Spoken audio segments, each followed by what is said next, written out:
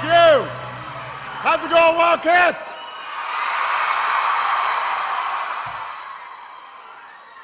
Yo, there really are some Wildcats in here. They're fired up. Are you fired up? You fired up? Fired up? Can everybody please give Alicia a big round of applause for the great introduction? It is great to see all of you. You know, obviously, you know, for the past few days, I love you back. I do.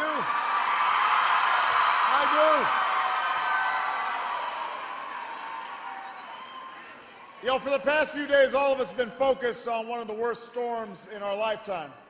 And everybody in Ohio obviously has been watching the images on TV. You know, we are so saddened by those who lost their lives. We can only imagine what their families are going through, and our thoughts and prayers are with them. You know, I had a call this morning with my emergency teams, and one of the things that I've emphasized to everybody on the East Coast, people all around the country want to send a message, and that is we will stand with folks in New York and New Jersey and Connecticut every step of the way until they have fully recovered. That's a commitment we're making to them. You know, when I make those commitments, I don't make those commitments just as president. I make those commitments on behalf of the American people. And what's interesting is during these kinds of crises, these disasters, you know, as tough as it is and as sad as it is, we're also inspired. Because we see heroes running into buildings and wading through water to save their fellow citizens. We see neighbors helping neighbors cope with tragedy. We see leaders of different political parties working to fix what's broken, not to score political points. We see a spirit that says no matter how bad a storm is, no matter how tough times are, we're going to make it because we're all in this together. We rise or fall as one nation and as one people. Now that spirit, Ohio, has guided this country along its improbable journey for more than 2 centuries. And it's also guided us and carried us through the trials and tribulations of the last 4 years. You know, in 2008, we were in the middle of 2 wars and the worst economic crisis since the Great Depression. Today, our businesses have created nearly 5.5 million new jobs, and this morning we learned that companies hired more workers in October than at any time in the last 8 months.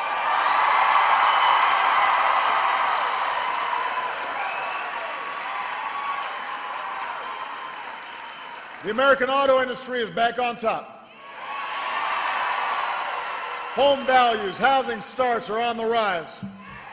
We're less dependent on foreign oil than any time in the last 20 years. Because of the service and sacrifice of our brave men and women in uniform, the war in Iraq is over, the war in Afghanistan is ending, Al-Qaeda has been decimated, Osama bin Laden is dead.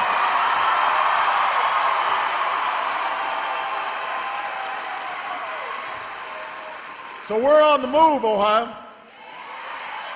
We've made real progress these past 4 years. But the reason all of you are here today, the reason I'm here today is because we know we've got more work to do. As long as there's a single American who wants a job but can't find one, our work is not done. As long as there are families working harder but falling behind, as long as there's a child anywhere in this country who is languishing in poverty, barred from opportunity, our fight goes on. We are not finished yet. We've got more work to do.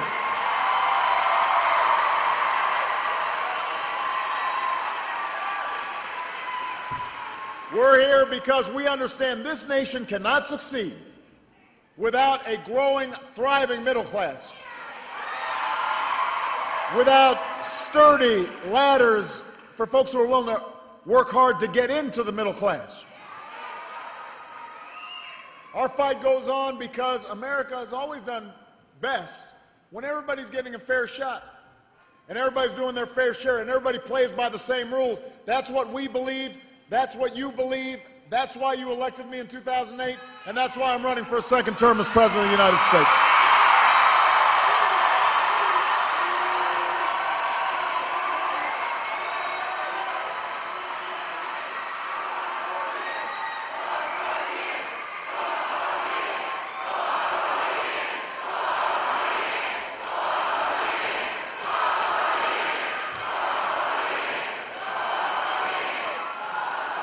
Now, in 4 days, Springfield, 4 days, just 4. 4 days for 4 years.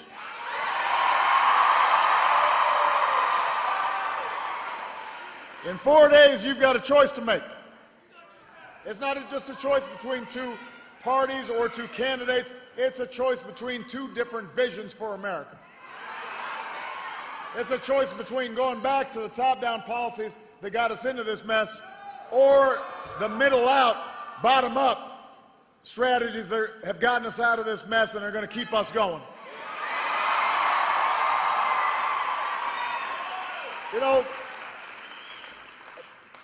as Americans, we believe in free enterprise, and we believe in the strivers and the dreamers and the risk-takers who are the driving force behind our economy.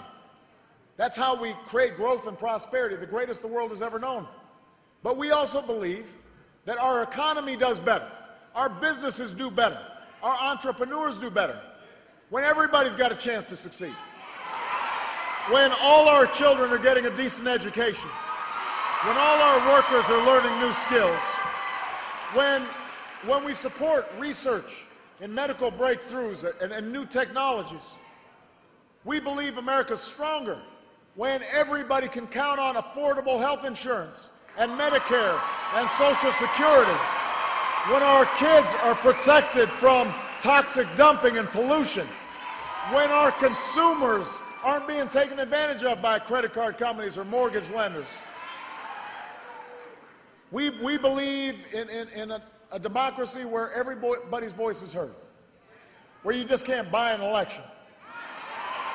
And we believe in politicians who understand that there's some things the American people can do better for themselves. For example, that politicians in Washington, mostly men, shouldn't be controlling health care choices that women can make perfectly well for themselves.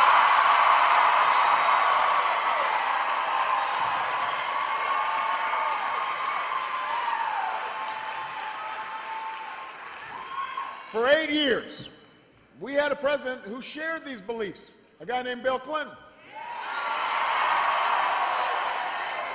And so our beliefs were put to the test. His economic plan asked the wealthiest Americans to pay a little bit more so we could continue to invest in our people, continue to invest in ideas and innovation, invest in our infrastructure. And at the time, the Republican Congress and a Senate candidate by the name of Mitt Romney. No. Don't boo, vote. Vote. Voting's the best revenge. But at the time, Mitt Romney said Bill Clinton's plan would hurt the economy and kill jobs. Turns out his math back then was just as bad as it is today. Because by the end of President Clinton's second term, America had created 23 million new jobs, and incomes were up, and poverty was down, and our deficit became the biggest surplus in history. So our ideas were tried and tested, and they worked. Their ideas were also tried, and they didn't work out so well. Because remember, in the 8 years after Bill Clinton left office, they tried this top-down economics. They tried this you're-on-your-own economics. We tried giving big tax cuts to the wealthiest Americans. We tried giving insurance companies and oil companies and big Wall Street banks a free license to do whatever they please. We tried it. And what did we get? We got falling incomes, record deficits, the slowest job growth in half a century, and we ended up with an economic crisis that we've been cleaning up after ever since. So we tried our ideas, they worked. We tried their ideas, didn't work. Now, Governor Romney, he's a very gifted salesman. So he's been trying in this campaign as hard as he can to repackage these ideas that didn't work, the very same policies that did not work, and he's trying to pretend that they're change. Have you heard him? He's going around saying, I'm the candidate of change. Except when you look at the policies, they're the same ones that didn't work. Now, the thing is, we know what change looks like. And what he's selling ain't it. Giving more power to the biggest banks, that's not change. Another $5 trillion tax cut that favors the wealthy is not change. Refusing to answer questions about the details of your policies until after the election, not change.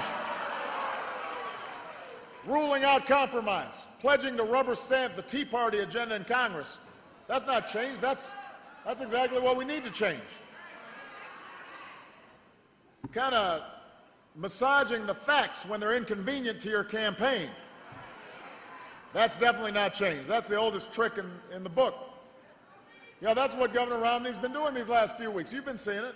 Right here in Ohio, folks who work at the Jeep plant have been having to call up their employers because they're worried. They're asking if their jobs are being shipped to China. And the reason they're worried is because they saw ads run by Governor Romney saying Jeep plants were going to be shipping jobs to China. Of course, it turns out it's not true. The car companies themselves have told Governor Romney to knock it off. Knock it off. That's what they said. GM.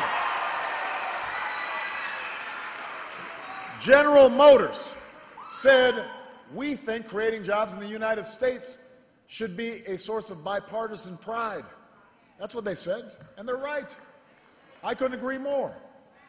And I understand Governor Romney has a tough time here in Ohio because he was against saving the auto industry.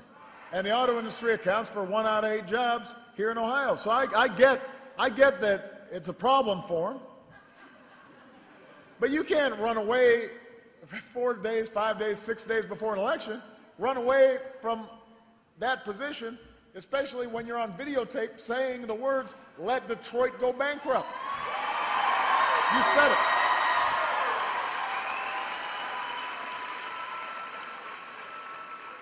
And you can't try to scare people. This is not a game.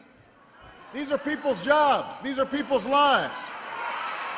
The auto industry, they spend a lot of money advertising and branding and letting folks know that we're back and we're here in America and we're making American cars with American workers. And now suddenly you got a guy going out there saying, you know, something that's not true. You don't scare hardworking Americans just to scare up some votes. That's not what being president's about. You know, when I first made the decision to rescue the auto industry, some of you don't remember this, but it was not very popular. Even in Ohio and Michigan, it wasn't popular. But I knew it was the right thing to do. Betting on American workers was the right thing to do.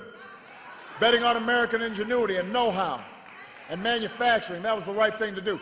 And that bet paid off, and it paid off in Lordstown, and it paid off in Toledo. They're creating new jobs right now, not in China, right here in Ohio, right here in the United States of America. It was the right thing to do.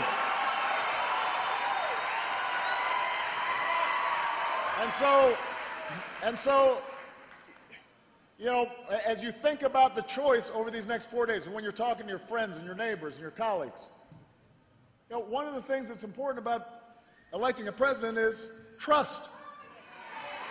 Trust. Is somebody gonna say what they mean and mean what they say?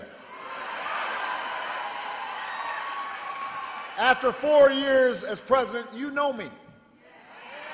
You may not agree with every decision I've made. Sometimes you may have been frustrated at the pace of change. But you know what I believe. You know where I stand. You know I tell the truth. You know I'll fight for you and your families every single day as hard as I know how. That's why I'm running for a second term, because I want to fight for you. That's why I need your vote, Springfield. That's why I need your vote, Ohio.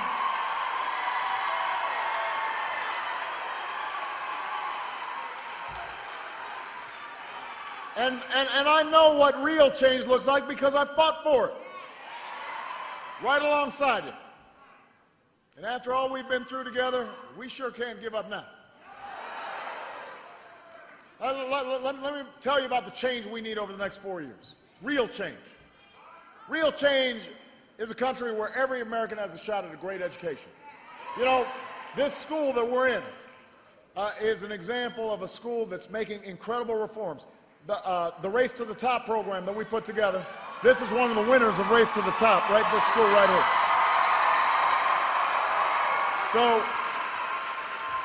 So we know how to raise standards and recruit great teachers and become more creative in the classroom. And our kids are going to succeed. But you can't tell me that more teachers won't help grow our economy. Don't tell me that students who can't afford to go to college should just borrow more money from their parents. That wasn't an option for me. Probably wasn't an option for a lot of you. That's why I want to cut the growth of tuition in half over the next 10 years. That's why I want to recruit 100,000 math and science teachers so our kids don't fall behind the rest of the world. That's why I want to train 2 million Americans at our community colleges with the skills the businesses are looking for right now. That's what change is. That's my plan for the future. That's the America we're fighting for in this election. Forward. You know, change comes when we live up to this country's legacy of innovation. You know, the nice thing about the auto industry, we're not just building cars again, we're building better cars again.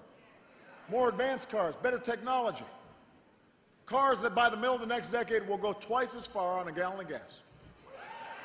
Today, there are workers who are building long-lasting batteries and wind turbines all across the country and right here in Ohio. These are jobs that didn't exist 4 years ago. And I don't want a tax code that subsidizes oil company profits when oil companies are already making a lot of money. I want to support the clean energy jobs of tomorrow. I want to support the new technology that is going to cut our oil imports in half by 2020. I don't want a tax code that rewards companies that are shipping jobs overseas. I want to reward companies that are taking root right here in Springfield, Ohio. Right here. Right here. In Lordstown and Toledo and Youngstown. I am confident about a renaissance, a resurgence of American manufacturing, and that's good for the entire economy. That's the future I see for this country. Making stuff again, selling it all around the world. Products stamped with 3 proud words, made in America.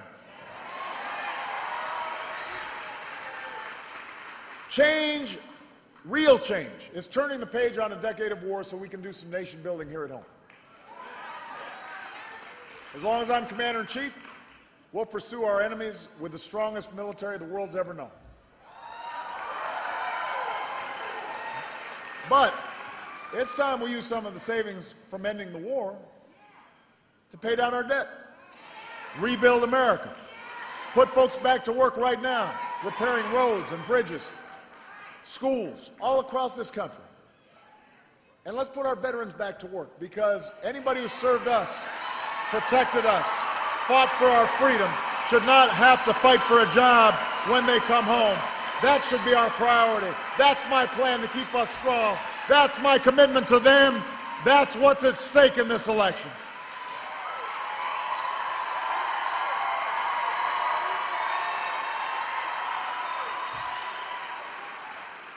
You want to talk about real change? Let's talk about how we reduce our deficit in a balanced and responsible way. I signed $1 trillion worth of spending cuts. I'm ready to do more. I will work with Democrats and Republicans. But if we're serious about reducing the deficit, we've also got to ask folks like me, the wealthiest Americans in the country, go back paying taxes at the same rate when Bill Clinton was in office. You know,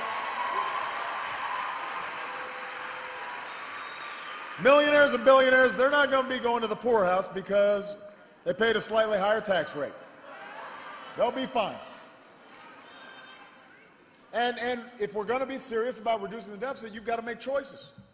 You know, you can't just reduce the deficit on the backs of the middle class, on the backs of the poor. As long as I'm president, I'm not going to turn Medicare into a voucher just to pay for another millionaire's tax cut. I'm not going to make it more expensive for young people to go to college just to pay for another millionaire's tax cut. I'm not going to eliminate investments in research and science that are the key to our future just to pay for a millionaire's tax cut. That's not who we are. Those aren't the right priorities. That's not real change. We know what real change is. We know what the future requires. And we also know it's not going to be easy. I talked about this in 2008. Some people forgot. But in 2008, I said back then, when I talk about change that we can believe in, I'm not just talking about changing presidents or changing parties. I'm talking about changing our politics. I ran the last time, and I'm running this time, because the voices of the American people, your voices, had been shut out of our democracy for way too long by lobbyists and special interests and politicians who will do whatever it takes to just keep things the way they are, the protectors of the status quo. And over the last 4 years, the status quo in Washington, they fought us every step of the way on everything we wanted to do. They spent millions of dollars trying to stop us from reforming health care, millions of dollars trying to stop us from reforming Wall Street. They engineered a strategy of gridlock in Washington, refusing to compromise on anything, even on ideas that both Democrats and Republicans had supported in the past. And you know, what they're counting on now is that you're going to be so fed up, so worn down with all the squabbling in Washington, so tired of all the dysfunction, that you'll just give up, just walk away, and leave them to make the decisions. They're betting on cynicism. Ohio, I'm betting on you. I'm betting on you. I'm betting on the decency and good sense of the American people, the folks I meet all across Ohio and all across this country. And that doesn't mean that this is just a Democratic thing. You know, when the other party has been with me to help middle-class families, I love working with them. We cut taxes for middle-class families and small businesses. Some of them cooperated. When we came together to repeal Don't Ask, Don't Tell, there were some courageous Republican senators who stood up. I appreciate that. I will work with anybody of any party to move this country forward. And if you really want to break the gridlock in Congress, then you better vote for leaders who feel the same way, whether they are Democrats or Republicans or independents. You better work for folks who are putting people first, not the next election first. But I want everybody to be clear. You know, there's still going to be some struggles and some fights. You know, look, I'm a very nice guy. People will tell you. I really am. But if the price of peace in Washington is cutting deals that kick students off of financial aid or get rid of funding for Planned Parenthood or let insurance companies discriminate against people with pre-existing conditions or eliminate health care for millions of folks on Medicaid who are elderly or disabled or poor, I'm not going to make that deal. I'll fight against that deal. That's a price I'm not willing to pay. That's not bipartisanship. That's not change. That's surrender to a status quo that has hurt too many American families, and I'm not going along with it. I'm not going along with it.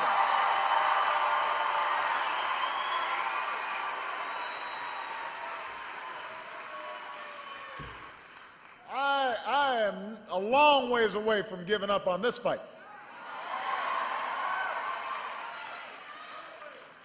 I got a lot of fight left in me.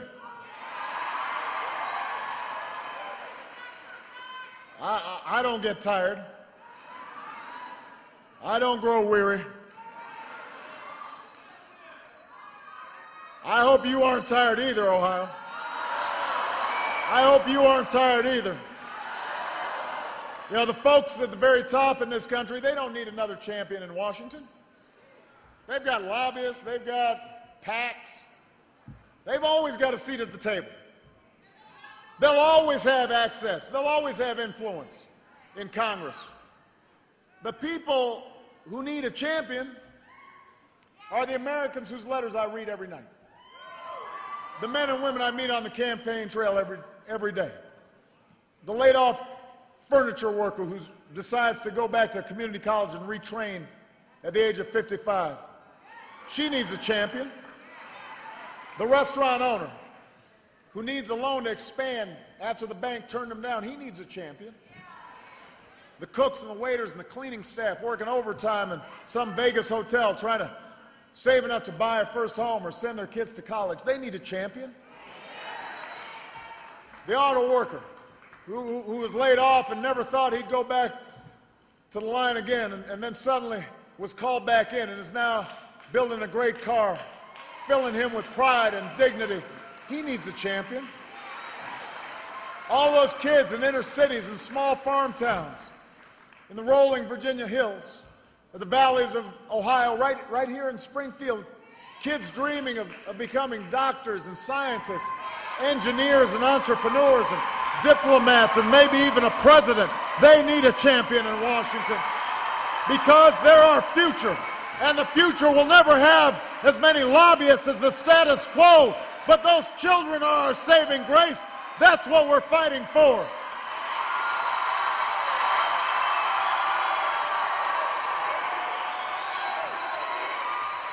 That's what we're fighting for, and that's why I need you, Ohio, to make sure their voices are heard, to make sure your voices are heard.